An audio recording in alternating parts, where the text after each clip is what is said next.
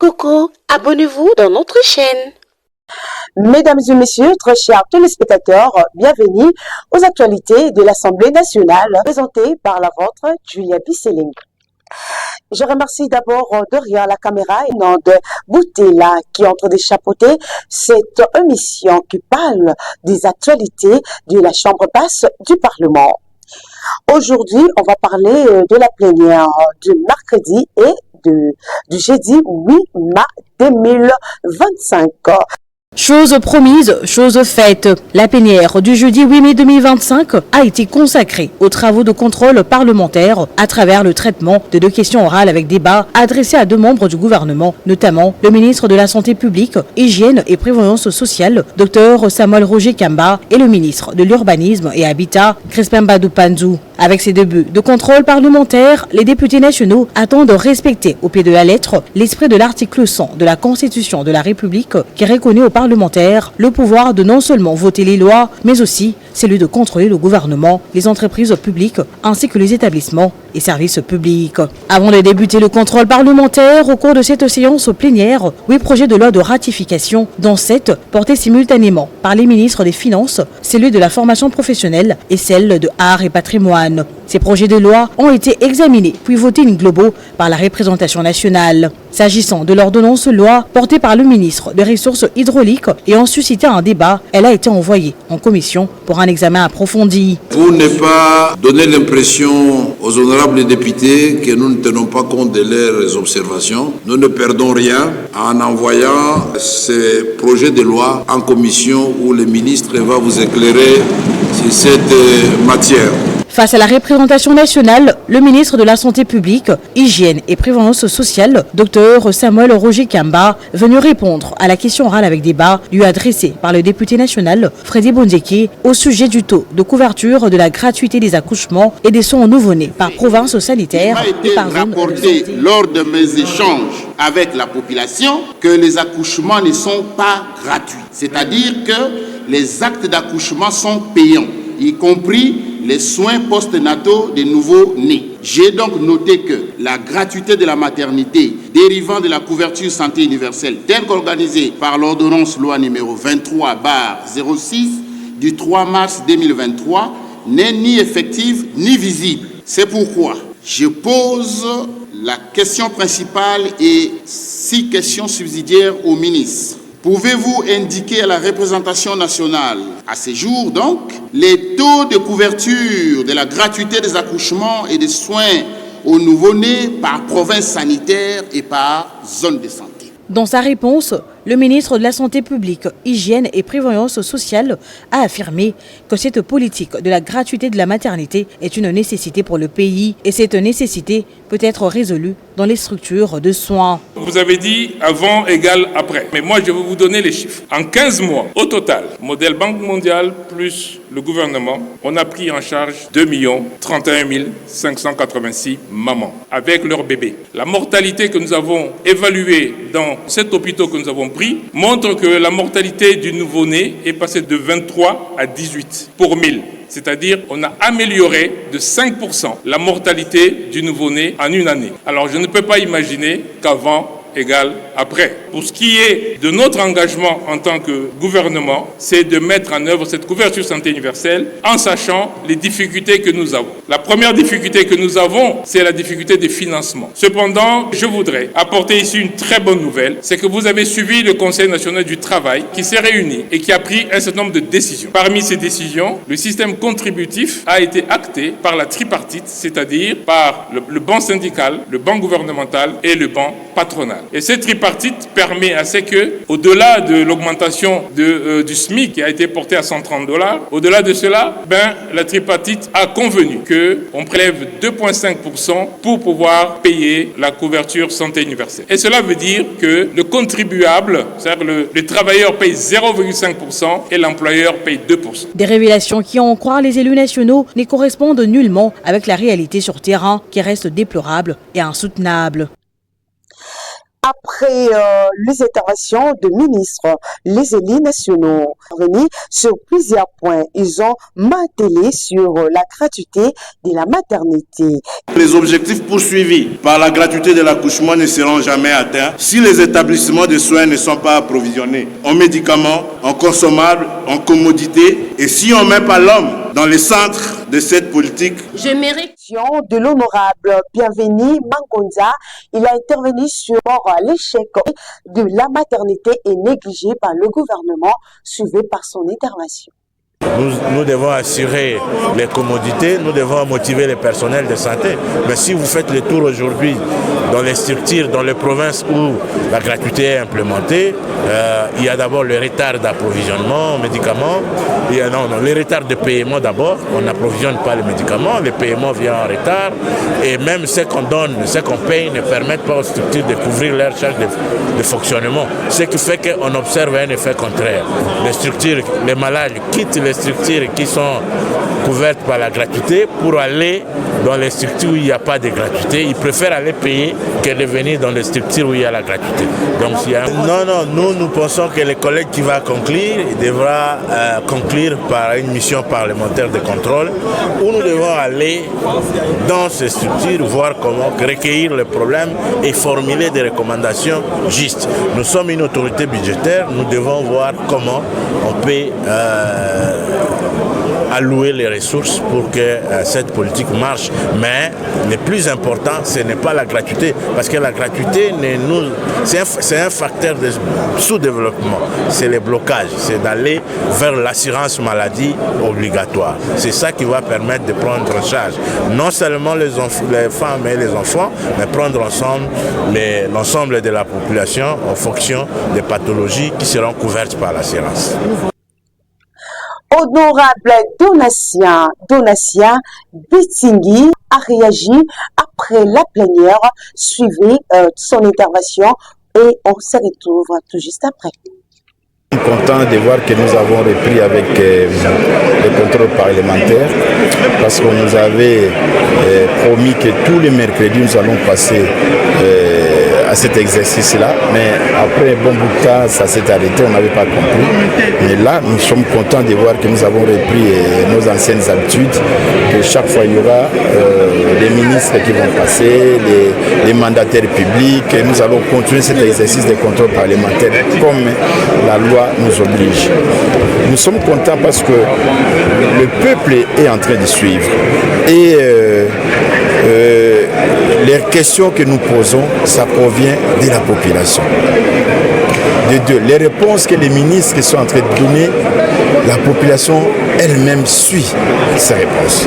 Donc nous sommes contents pour ça, parce qu'il y a une confusion dans la gestion de la chose publique. Nos électeurs pensent que ce sont les députés qui gèrent le pays. Non. Nous avons des attributions que la Constitution congolaise nous donne. Nous légiférons des lois, nous proposons aussi des lois et nous faisons des contrôles parlementaires. C'est de cette façon-là que nous travaillons pour aider la population. Et maintenant, quand on revient aux réponses que les ministres ont données, chacun essaye de donner des réponses par rapport aux questions posées en essayant de se dédouaner. Mais quand vous allez à la population, la souffrance est énorme. Prenons par exemple pour le ministre de la Santé. La question qui était posée essentiellement par rapport à la gratuité de la maternité et des soins de santé infantile. Quand nous allons, vous avez écouté les collègues qui sont intervenus de l'intérieur du pays, il y a des sérieux problèmes. Là, il y a même d'autres territoires que les projets n'ont jamais commencé. Donc c'est un problème. Nous avons chez nous les découpages des zones de santé. Il y a des mamans qui traversent des kilomètres et des kilomètres pour mettre au monde. Ça dérange, c'est difficile pour ces mamans-là. Des fois, elles meurent en cours de route. Nous avons des centres de santé très très éloignés des villages. Alors, nous attendons ces découpages parce qu'il y a un projet de découpage des zones de santé et ces projets-là, il y a un collègue qui a posé la question. La province du Pili, qui est ma province, est considérée comme la province pilote. C'est-à-dire on devait tester dans cette province-là pour voir la suite, comment élargir ça dans d'autres provinces. Ce projet-là, j'ai dit. Mais jusqu'aujourd'hui, les projets sur la table du ministre de la Santé. Alors nous avons sollicité, avec l'apport de tous les collègues qui sont là présents, qu'on puisse commencer l'exécution de ces projets pour voir à la longue comment réduire les distances, surtout à l'intérieur. Parce qu'ici à Kinshasa, nous avons cette facilité de voir des centres de santé à proximité des maisons, des quartiers, des communes et des districts, mais pas à l'intérieur du pays. C'est ça, nous voulons qu'on puisse avoir une politique et que le gouvernement essaye de protéger et la population de Kinshasa et la population de l'intérieur du pays. Tous nous sommes des Congolais. Moi, je n'ai jamais été élu ici. Moi, je suis élu du territoire de Boulungu. Comment est-ce que ma population peut être sécurisée du point de vue santé? Donc, c'est comme ça que nous allons continuer avec cet exercice dans d'autres secteurs, bien sûr, pour voir un peu comment le pays est géré, quelle est la responsabilité de tout et chacun, des ministres, des mandataires et de nous, les élus du pays. Je vous en prie.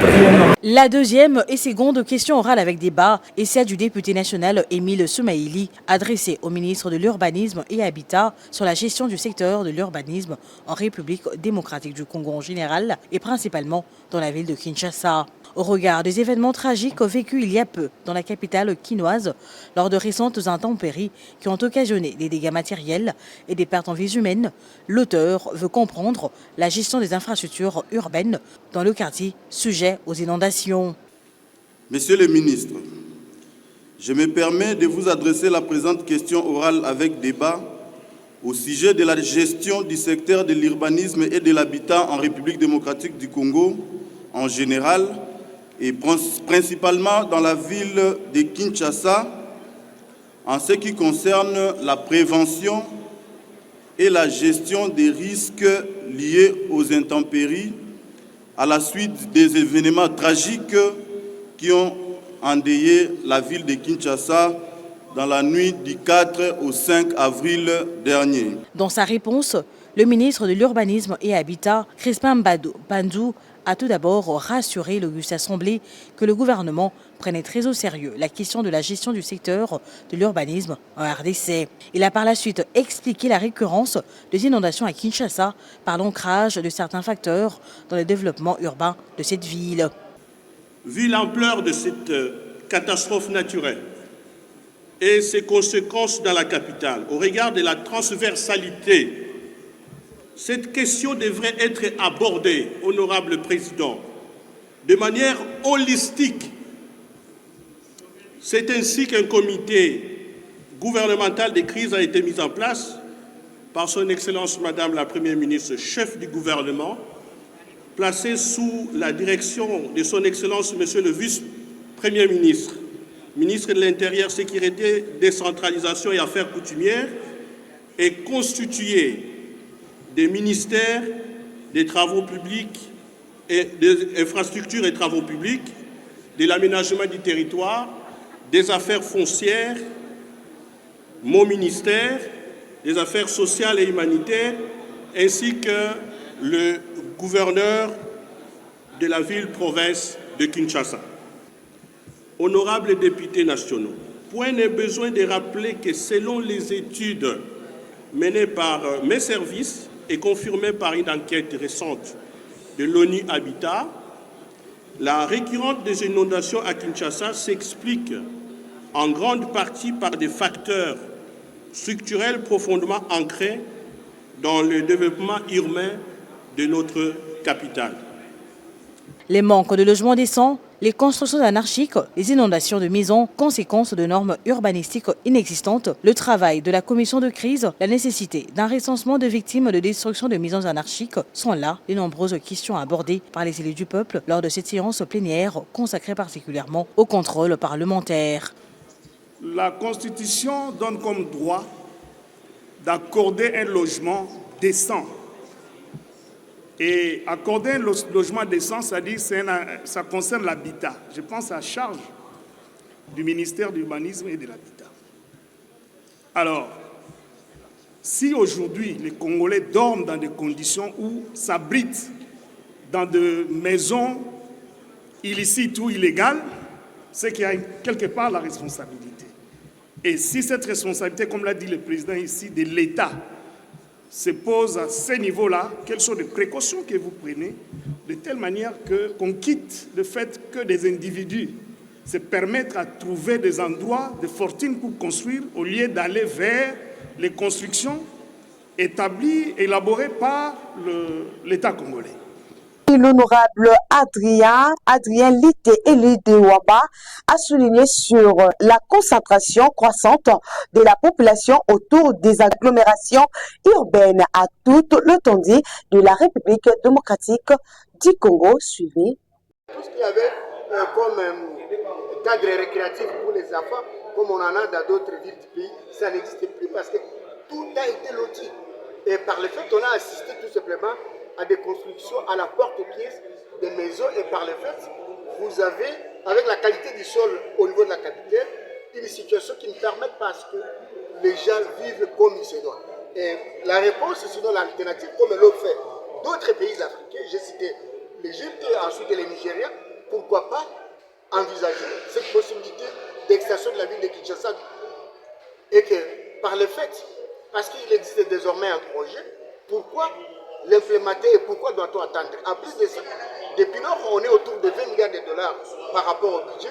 Si on peut ne fût-ce que chaque année allouer 4 milliards de dollars pour investir dans la création de nouvelles villes, pas seulement à Kinshasa, mais aussi à Mbandaka, à Kananga, à Inongo, à Bukavu, j'en passe les meilleurs. Lui-même a déjà eu, à l'occasion des réponses qu'il a données à la plénière, démontré comment il faudrait, en termes d'urbanisation ou de, si vous voulez, des corrections à apporter, ça et là, il existerait même, selon lui, un plan, si pas de stabilisation, un concept bien en place pour la ville de Kinshasa qui existe. Alors, est-ce qu'il fallait-il encore revenir si c'est que lui-même a reconnu ou a relevé? Non. J'ai estimé qu'il fallait enrichir le débat en parlant de tout ce que les collègues n'ont pas dit avant moi, question de permettre à ce que le moment venu, nous puissions de façon holistique aborder cette question qui se pose non seulement pour la ville de Kinshasa, assez compris pour toutes les autres villes que j'ai de façon limitative énumérées à l'occasion de mon propos. Sur le sujet de la nomination du nouveau pape, Robert-François Prévost, choisi par le nom de Léon XIV, honorable Célestin Guéléma a réagi par rapport à ce sujet. Suivez son intervention. On a laissé les prêtres catholiques enfermés, c'est pour montrer le caractère sérieux de cette élection-là. C'est l'Esprit de Dieu qui a donné à ce pape. Donc on ne doit pas accepter, même si nous pensions avoir un pape congolais ou africain, mais l'Esprit de Dieu a donné un pape américain, donc on accepte. Moi, je n'ai pas de commentaires. Il y a une certaine opinion qui estime que l'Église catholique est à la base de tout le monde dont souffre le monde aujourd'hui, surtout sur le plan spirituel. Comment est-ce qu'il est qualifié Babylone, la grande, la mère des prostituées? Bon, non, moi je ne crois pas ça. Ils n'enseignent pas aux gens d'aller faire du mal. Les catholiques aussi n'enseignent pas à aller faire du mal. Mais si quelqu'un arrive à accepter ou encore se pencher vers le mal, c'est son caractère, c'est une question de personne et non l'Église catholique. À cette étape-là, si tous les papes se sont réunis pour l'élire, je crois qu'il remplit quand même des conditions normales et des conditions éligibles pour qu'il soit. Mais pourquoi pas? C'est un pays catholique, donc il faut le protéger. Nous sommes arrivés à la fin de notre magazine, les actualités de l'Assemblée nationale, présentée par la vôtre Julia Bisselingue. Je vous dis de s'abonner massivement dans notre chaîne Juif Info TV et de commenter, pourquoi pas de nous soutenir. Je dis un grand merci encore à notre réalisateur, Anand Boutela, et je vous dis au revoir au prochain numéro, si Dieu nous fait grâce. Bye.